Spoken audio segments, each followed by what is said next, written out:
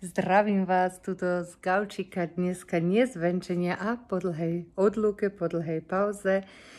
Z osobných dôvodov, nakoľko sme s partnerom tento rok 2024 už tretie a z jeho bytu štvrté sťahovanie absolvovali, a to vo dvojici, sami dvaja vlastnoručne všetko. Samozrejme má to aj následky, vyťahané telo, vyťahané končatiny, aj stres a toto všetko, ale aj to sa dá zvládnuť a to je všetko nastavenie z seba samého, to je práca na sebe samom, ako aj ty môžeš zvládnuť každú jednu výzvu v tvojom živote, nech je akokoľvek ťažká, každú jednu stresovú situáciu,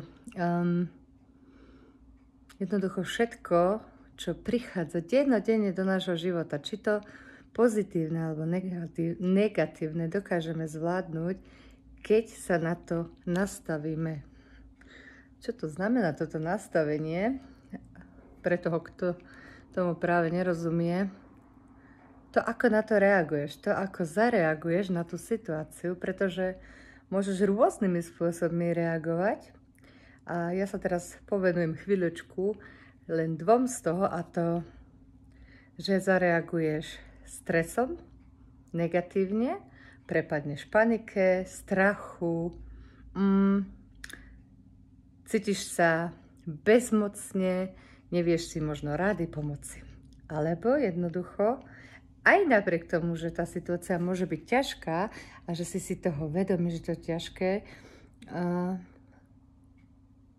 navnímaš si to pre seba ako situáciu, ktorá ťa posunie vpred, ktorá síce nie je ľahká, ale ty sa odhodláš ju zvládnuť a sama dobre vieš, že keď to zvládneš, tak si opäť sa vyvinula dopredu, vpred, narástla vo svojom duchovnom svete. Teraz nemyslíme samozrejme, že svaly a tak, ale jednoducho každá prekážka, ktorú ty zvládneš, keď sa nevzdáš a hľadaš na ňu riešenie, alebo teda odhodlanie sa k nej postavíš, ťa rozvíja, posúva a vyživuje a hlavne učíš sa zo všetkých situácií v tvojom živote.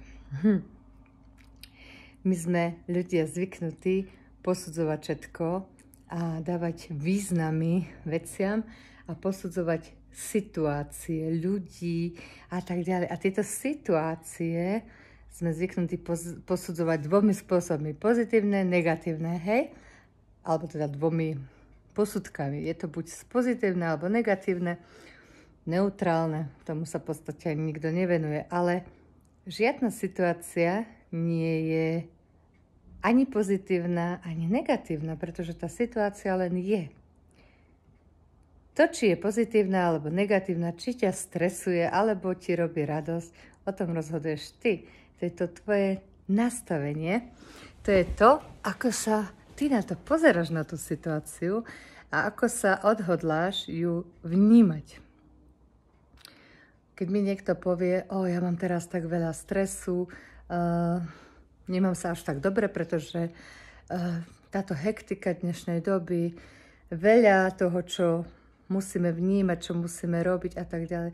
Všetko je tvoje nastavenie. Ak to aj ty takto máš, ak to ty takto vnímáš, tak ti poviem naozaj len toto. Je to tvoje nastavenie a ty o tom rozhoduješ, či to budeš takto ďalej vnímať, či ti to robí dobre, alebo to svoje rozhodnutie, to svoje nastavenie premeníš tým, že sa teda rozhodneš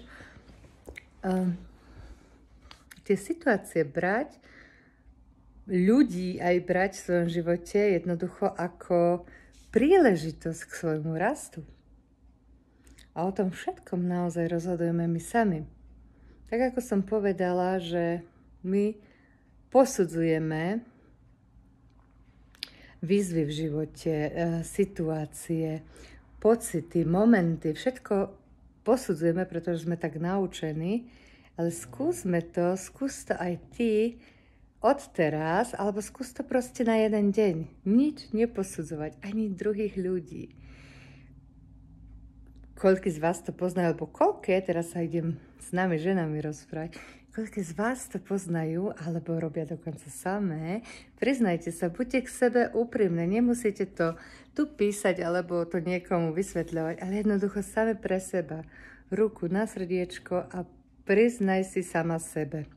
Ako často niečo alebo niekoho posudzuješ. A my ženy sme dosť často expertky v tom, či to je v našom vnútornom svete tak nastavené tými generáciami ženskými, alebo je to len teraz nejaká novinka v našom svete posledných pár desaťročí. Posudzujeme veľmi svoje spriaznenkyne, ženy. Ženy posudzujeme ženy a pritom my ženy máme držať spolu. A ja to veľmi dobre poznám a učím sa naďalej to meniť v mojom vnútri.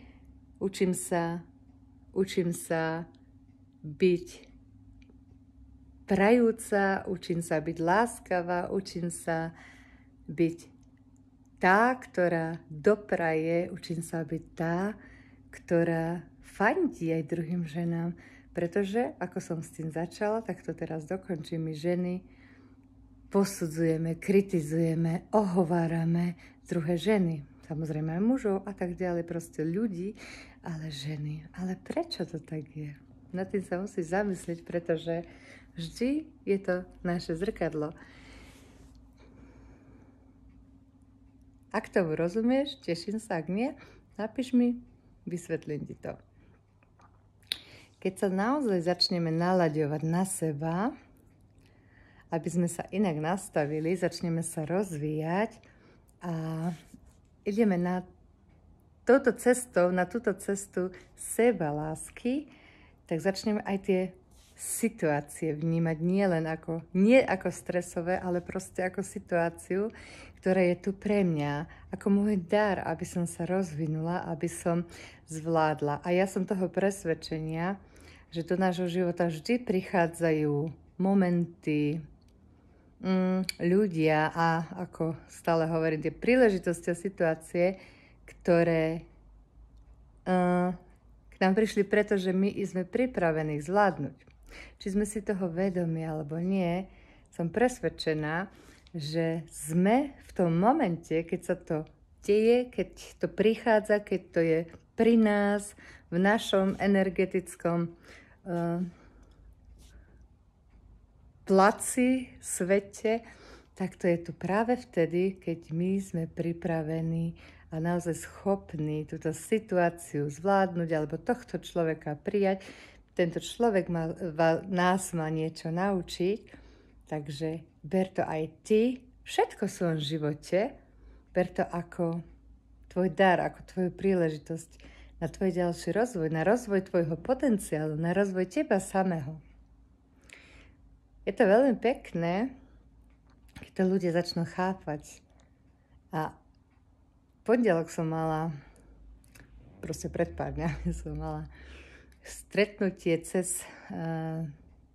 online stretnutie cez Zoom s jednou mojou klientkou, ktorá rozprávala svoj príbeh. Jednoducho, to je to najdôležitejšie, keď chce niekto zmenu v živote, chce možno s niečím začať a cíti, že musí niečo spraviť, musí niečo zmeniť, aby to išlo ľahšie, aby to dokázala, tak musí ísť na túto cestu zmeny, musí naozaj, poviem to vedome, musí si pozrieť svoje témy, svoje vzorce správania, svoje vzorce premýšľania, aby sa dostal na tú cestu, ktorou chce ísť. A dostal sa k svojmu cieľu postupne, krok za krokom. A táto žena má 2 malé deti, bábätko tento rok narodené, na začiatku roka. A ona chce pomáhať takisto druhým ľuďom. Má svoj cieľ, vysnívaný biznis v tomto smere, cieľovú skupinu a stále sa nevie rozhýbať, nevie sa k tomu dostať, odsúva to nabok, aj keď potom veľmi túži. Venuje sa úplne iným veciam. Popisuje situácie, ktoré ju podľa môjho vedomia brzdia. A počas nášho rozhovoru, toto je ešte len začiatok u nej a my budeme preberať všetky tie témy. Viem už teraz, čo nastáva budúci týždeň, bude tam jeden veľký proces, aby sme láskavo vypustili tie blokády, ktoré ona tam má, tie vzorce, ktoré ju brzdia, blokujú, to, čo ju jednoducho drží na tom bode, z ktorého sa nevie dostať. Takže na to sa veľmi teším, ale aj na jej rozprávaní som mohla vypichnúť body alebo vycítiť veci, kde som automaticky vedela, že jednoducho to je len naučené posudzovanie a naučené odsudzovanie, kritizovanie a tak ďalej. Hlavne vonku, nie u seba, vonku. Tým samozrejme nechcem povedať, že teraz sa máme kritizovať samých vo vnútri, nie to vonku. Nie, seba kritika je dovolená len tá zdravá, kedy sa samú seba hecuješ k lepším výsledkom, aj to nesmie byť prehnané nad tvoju mieru. Jednoducho toto hecovanie samého seba, samej seba k tomu, čo naozaj po čom túžiš a jednoducho sa k tomu hecovať, aby si nestal áno. Čiže ona strieľala na všetky strany, kde boli vinníci, čo robili jej rodičia, ako sa správajú jej rodičia, ako ju ovplyvnili rodičia v detstve a teraz za to nesie toto bremeno a tak ďalej. Všetci boli niečím vinní. Nehovorím, že si aj sama sebe nepridala vinu, ale práve aj to je to, že nikto nie je na ničom vinný. To sú jednoducho len situácie, ktoré sa dejú, ktoré sa automaticky stanú. Keď dopovedala svoj príbeh, povedala som jej pár impulzov k tomu, čo som v tej chvíli ja ako správu dostala, ako som to vycítila a naozaj aj ona v tej chvíli začala, v prvom rade ostala ako zmeravená a začala si písať veci. Potom sa so mnou aj rozprávala a začala to chápať, ona urobila už tento krok, ten najdôležitejší prvý krok k tomu pochopeniu. Nič sme neriešili, nič sme podstatné neriešili, nebol žiadny proces, neriešili sme nejakou technikou, nejakú tému. Jednoducho bolo to len vyrozprávanie jej príbehu z jej pohľadu aktuálneho. Momentálne v tom momente. Verím tomu, že keby sme sa dnes už stretli, už by veľa vecí videla inak. A to aj príde, a to už tak je, to viem, pretože to je už zo skúseností mojej vlastnej a na tých ľuďoch, s ktorými smiem túto prácu vykonávať. Takže tam tie zmeny nastanú okamžite. Sú potom tam veci, ktoré sú hlboko zakorenené, ktoré treba prepracovať, spracovať, s ktorými sa treba trošku pohrať, sa im povenovať, aby sa vypustili a uvoľnili tie veci, ktoré nám v podstate nepatria. Ako toto posudzovanie a odsudzovanie a kritika.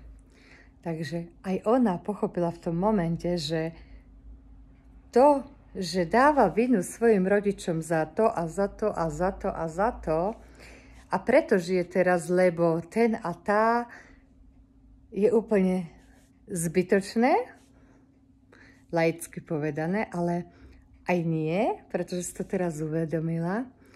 Ale čo je podstatné, že tým, že sa venujeme veciam vonku, mimo nás, mimo nášho vnútra, tým, že to odsudzujeme, tým, že dávame vinu, tým, že kritizujeme druhých, situácie, život, seba samých, celý svet, strácame svoj vlastný hodnotný čas, ktorý nám už nikto nevráti. V tej chvíli, keď sa venujeme takýmto veciam, túto hlavičke, tak nežijeme. Nie sme v tu a teraz a tým pádom nežijeme. Uvedom si jednu vec, že my nemáme včera a my nemáme ani zajtra.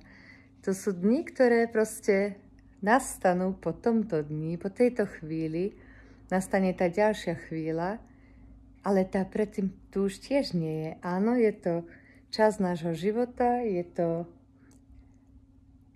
sú tam rôzne situácie, sú tam naše príbehy v tom včera a pred mesiacom a pred rokmi, ale ono to už tu nie je.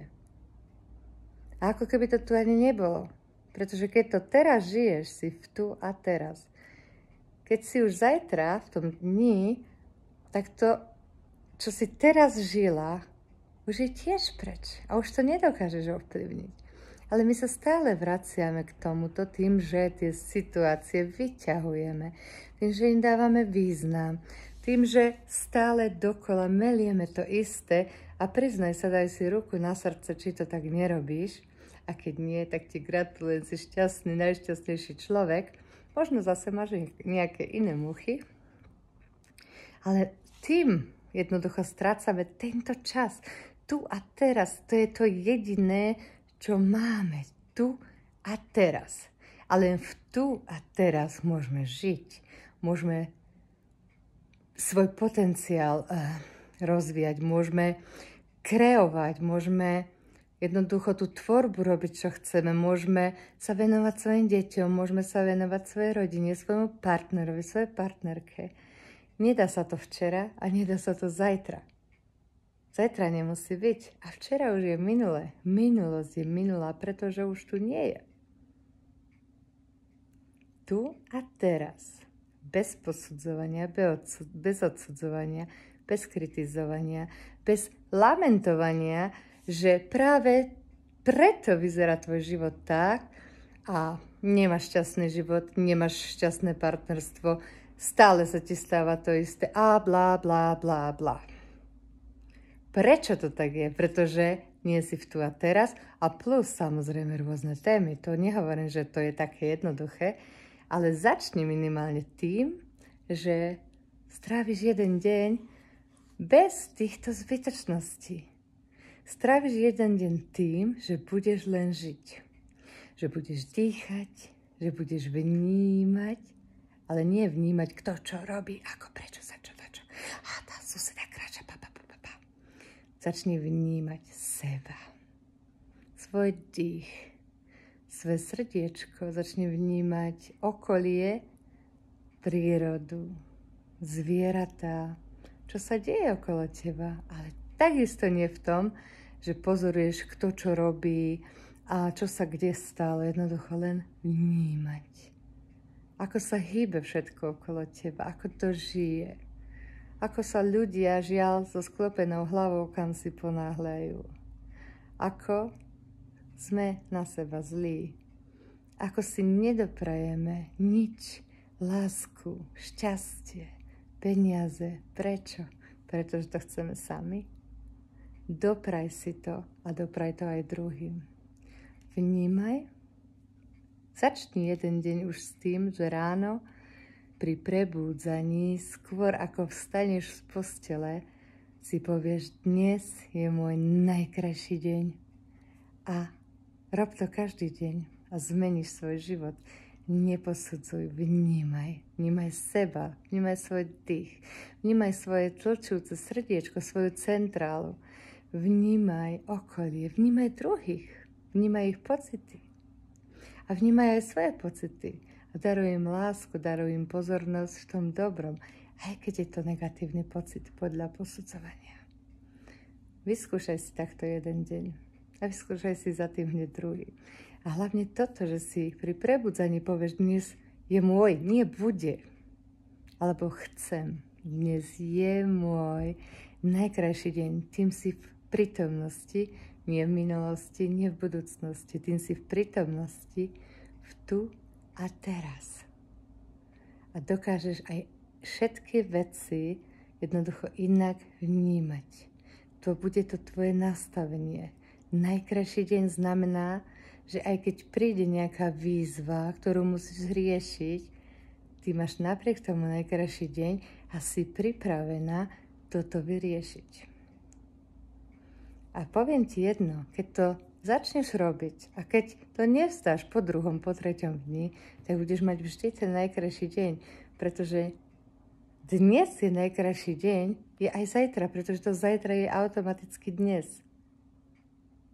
Keď sa na druhý deň prebudíš, už je opäť dnes. A je to tu a teraz. A ty nemáš nič iné. Tak si urob z tohoto ten najkrajší deň. Každú jednu minútu. A keď si urobíš každú jednu minútu tou najkrajšou, tak tá ďalšia je najkrajšia. A tá ďalšia je najkrajšia. Je to také jednoduché a napriek tomu pre nás všetky zložité. Napíš mi do komentára alebo osobne. Veľmi sa budem tešiť a veľmi sa teším už teraz tvojmu podnetu, tvojmu komentáru, tvojej otázke. Napíš mi niečo, čo ťa zaujalo k tejto téme. Možno máš otázku, možno sa chceš posunúť ďalej. Napíš mi a ja ti určite odpoviem.